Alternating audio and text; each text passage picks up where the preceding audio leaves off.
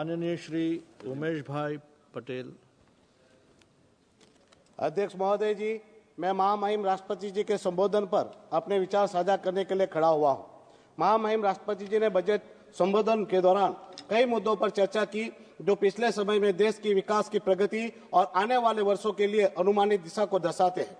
अध्यक्ष महोदय जी, मुझे बहुत भारी मन से आपको सूचित करना है कि मेरे क्षेत्र को माननीय राष्ट्रपति द्वारा उनके संबोधन में उल्लेखित लगभग सभी मानकों पर हमारे प्रशासन द्वारा पीड़ित किया जा रहा है। तानाशाही से मनमानी भरी कार्यवाही की जा रही है। लोगों के घर, मकान, दुकान तोड़े जा रहे हैं, लोगों के रोजगार छीने जा रहे हैं और यह रोजमर्रा के मामले का विषय बन गया है। अध्यक्ष महोदय जी, हमारे प्रदेश के प्रशासन की जमीनी कार्यवाही केंद्र सरकार की विकास और जल कल्याण पर घोषित प्रतिबद्धताओं के साथ पूरी तरह से भिन्न है। सरकार हर वर्ग के लोगों का हर प्रकार से विकास चाहती है, पर हमारा प्रशासन हर वर्गों के लोगों का हर प्रकार से विनाश कर रहा है। महामहिम ने 1950 से गणतंत्र बनने की भारत की यात्रा पर चर्चा करते हुए लोकतंत्र को नई ऊंचाइयों पर ले जाने की बात कही। हमारे प्रदेश प्रशासन ने लोगों के चुने हुए प्रतिनिधि सांसद जो इस सदन का प्रतिनिधित्व करता है, ऐसे सांसद तक को सार्वजनिक कार्यों और बैठकों में सभी भागीदारी से व्यवस्थित रूप से बाहर कर दिया है। सदन का अपमान है। अध्यक्ष महोदय जी, मुझे अभी हाल में जो 26 जनवरी यानी कि हमारे लोकतंत्र के महान पर्व गणतंत्र दिन के हमारे प्रदेश के सरकारी कार्यक्रम में आमंत्रित तक नहीं किया गया।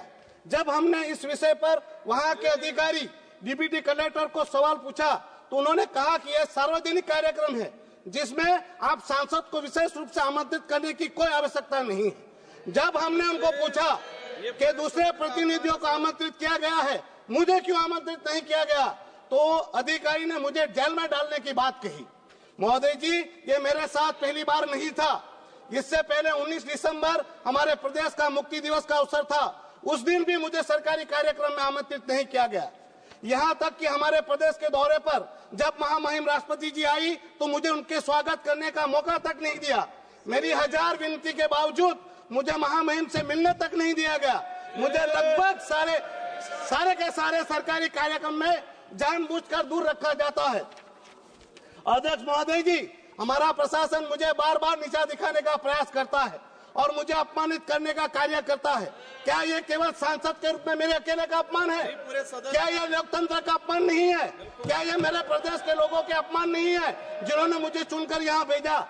बल्कि ये मेरा ही नहीं, ये मेरे प्रदेश का ही नहीं, ये अपमान पूरे सदन का है, क्योंकि हम इस सदन का प्रतिनिधित्व करते हैं।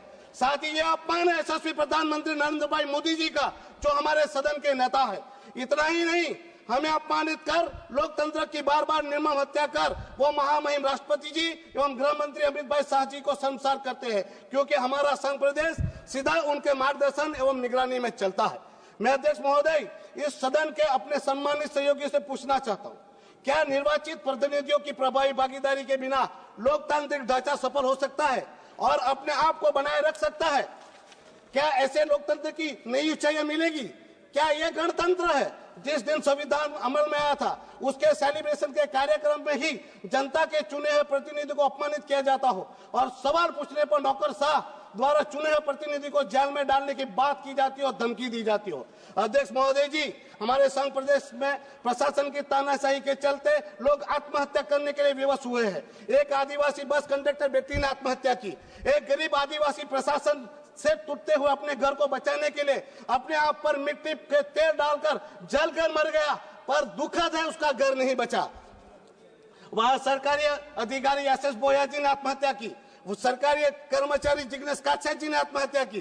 सामान्य जनता सरकारी कर्मचारी ही नहीं, हमारे प्रदेश के प्रशासन की वजह से हमारे इस सदन के अति वरिष्ठ सदस्य जो 7 बार चुनाव जीतकर आने वाले आदिवासी नेता मोहन भाई डेलकर जी ने भी प्रशासक की वजह से आत्महत्या की, जिसकी एफआईआर तक हुई है।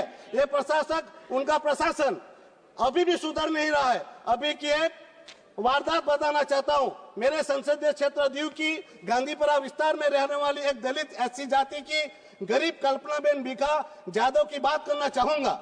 महोदय जी, कल्पनाबेन के परिवार द्वारा बनाए गए लीगल घर को खाली कर तोड़ने के लिए प्रशासन जोरदार जो दबाव बना रहा है। घर खाली न करने पर इस गरीब बहन और उनका भतीजा जो सरकारी विभाग में डेली बेसिस पर काम करते थे, उनको नौकरी से निकाल दिया गया। जब इस विषय पर लेकर कल्पना बहन कलेक्टर के पास गई और उन्होंने कहा, साहब आपने हमारी नौकरी छीन ली है, अब हमारा घर भी तोड़ देंगे तो हमें आत्महत्या करनी पड़ेगी। तो उस कलेक्टर ने उस आदिवासी बहन से कहा, मर जाओ, मेरा नाम लिख कर मर जाओ, मुझे कोई फर्क नहीं पड़ता, तुम्हारा घर टूट कर रहेगा। और ये लिखित में फरियाद की है। मैंने भी मंत्री जी को इस बात पर संज्ञान लेने के लिए कहा है। लोकतंत्र की हत्या है यह महामहिम जिन्हें देश के गरीब लोगों को घर देने के सरकार के महान संकल्प से अवगत कराया, लेकिन हमारा प्रशासन लोगों के बने बनाए घरों को, मकानों को तोड़कर सरकार के महान संकल्प का सत्यानाश कर रहा है।